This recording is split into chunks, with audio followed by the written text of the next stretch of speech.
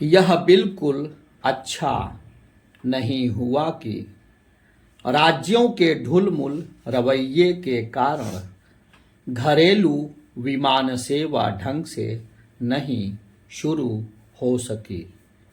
चूंकि 80 से ज़्यादा उड़ानें स्थगित हुई, इसलिए सैकड़ों लोगों को परेशानी का सामना करना पड़ा। कुछ राज्य अभी भी विमान सेवाओं को अनुमति देने को तैयार नहीं। उन्हें लगता है कि विमान यात्रियों की आवाजाही से कोरोना वायरस का संक्रमण फैलेगा। जब विमान यात्रियों की सेहत की फौरी जांच की जा रही है, वे आरोग्य सेतु ऐप से लैस किए जा रहे और यात्रा के दौरान सभी आवश्यक सावधानी भी बरती जा रही, तब फिर विमान सेवाओं के लिए राज्य सरकारों की आनाकानी समझना कठिन है। यह सही है कि कोरोना वायरस के संक्रमण से कोई भी ग्रस्त हो सकता है, लेकिन इसका यह मतलब नहीं कि विमानन कंपनियों और विमान यात्रियों की ओर से हर संभव सतर्कता बरते जाने के बाद भी हवाई यात्रा को हतोत्साहित किया जाए। कई राज्य सरकारें यही कर रही हैं, और वह भी तब जब वे इस तथ्य से परिचित हैं कि आवाजाही में सख्ती जारी रहने से आर्थिक हालात और खराब होंगे। केंद्र सरकार ने खराब होते आर्थिक हालात से उबरने के लिए ही कारोबारी गतिविधियों को बढ़ाने के उद्देश्य से जो कदम उठाने शुरू किए हैं, उनमें पहले कदम के रूप में आवाजाही को प्रोत्साहित किया जा रहा है। यह ठीक नहीं कि राज्य सरकारें इसमें सहभागी बनने के बजाय बाधक बन रही हैं। इनमें वे राज्य सरकारें भी हैं जो इस फेर में हैं कि उनके यहाँ रह रहे दूसरे राज्यों के कामगार जितनी जल्दी और जैसे भी हो अपने गांव घर लौट जाएं तो बेहतर। इन राज्यों का प्रशासन इसकी तो बहुत चिंता कर रहा है कि विमान और रेल यात्रियों के जरिए कोरोना का संक्रमण न फैलने पाए, लेकिन इसकी तनिक भी परवाह नहीं कर रहा कि घर जाने को तत्पर कामगार सुरक्षित तरीके से लौटें। यही कारण है कि श्रमिक स्पेशल ट्रेनों में उनकी रवानगी के समय शारीरिक दूरी के पालन की कहीं कोई फिक्र नहीं की जा रही है।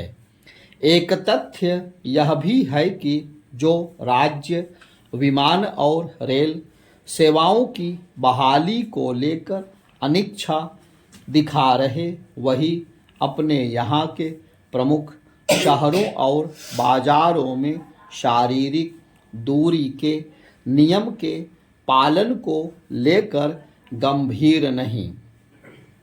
यदि राज्य सरकारें कोरोना संक्रमण के प्रसार को रोकने को लेकर वास्तव में गंभीर हैं, तो वे उन पर ध्यान केंद्रित करें जो शारीरिक दूरी के पालन को लेकर बेपरवाह हैं, ना कि उन पर जो सतर्कता बरतने को तैयार हैं, जैसे कि विमान और रेल यात्री।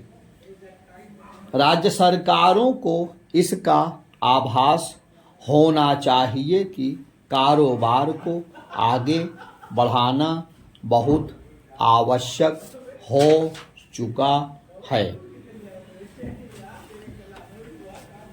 रिजर्व बैंक ने देश की अर्थव्यवस्था को महामारी कोविड-19 के दुष्प्रभावों से बचाने के लिए जिन उपायों की घोषणा की उनका आमतौर पर स्वागत हुआ है, लेकिन बात तब बनेगी जब इन उपायों का सकारात्मक असर जमीन पर भी दिखाई देगा।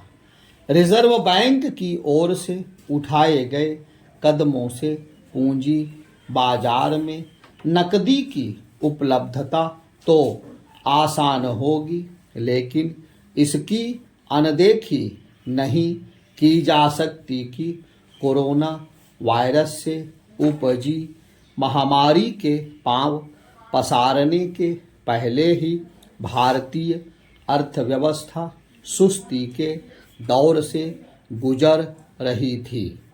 रिजर्व बैंक ने बैंकों को कर्ज वितरण के लिए प्रोत्साहित करने के उद्देश्य से रिवर्स रेपो दर में कटौती करने के साथ ही एनपीए से संबंधित प्रावधानों में भी ढील दी है। इसमें बैंकों को कर्ज देने में आसानी अवश्य होगी, लेकिन देखना यह होगा कि कारोबारी कर्ज लेकर अपना उद्यम बढ़ाने के लिए आगे आते हैं या नहीं। वे तो तभी उत्साहित होंगे जब मांग बढ़ेगी। मौजूदा माहौल में मांग बढ़ना आसान नहीं, क्योंकि कामकाज ठप है और लोग घर बैठे हैं। बहुत से लोग अपने आर्थिक भविष्य को लेकर भी चिंतित हो उठे हैं। ऐसे माहौल में मांग बढ़ाना किसी चुनौती से कम नहीं, लेकिन इस चुनौती का सामना करने के अलावा और कोई उपाय भी नहीं। यह ठीक है कि रिजर्व बैंक की घोषणा के बाद शेयर बाजार में उत्साह का माहौल दिखा, लेकिन उसके आधार पर इस नतीजे पर नहीं पहुंचा जा सकता कि कारोबारी माहौल ठीक होने जा रहा है। शायद यही कारण है कि रिजर्व बैंक की ओर से अपने हिस्से की जिम्मेदारी का निर्वाह किए जाने के बाद सरकार की ओर से घोषित होने वाले आर्थिक पैकेज का इंतजार किया जा रहा है। इस पैकेज में क्या कुछ होगा, यह तो उसके सामने आने के बाद ही पता चलेगा, लेकिन सरकार को यह सुनिश्चित करना होगा कि उसके उपाय वास्तव में असरकारी साबित हों। उसका सबसे अधिक ध्यान छोटे एवं मझोले उद्योगों को सहारा देने पर होना चाहिए, क्योंकि महामारी की मार उन पर ही ज़्यादा पड़ी है। ऐसे कई उद्योगों के पास अपने कर्मचारियों को वेतन देने के लिए पैसे का अभाव है। इस अभाव को प्राथमिकता के आधार पर दूर करने वाले उपाय किए जाने चाहिए, अन्यथा एक ऐसे वक्त कामगारों की छंटनी की नौबत आ सकती है जब सरकार यह अपेक्षा कर रही है कि ना तो किसी का वेतन रुके और ना ही किसी की नौकरी जाए। सरकार को अपने पैकेज को अंतिम रूप देने के साथ ही कोरोना के साए में सतर्कता के साथ अधिकाधिक कारोबारी गतिविधियों को संचालित करने के तौर तरीके तय करने की भी तैयारी करनी चाहिए। अनुवाद।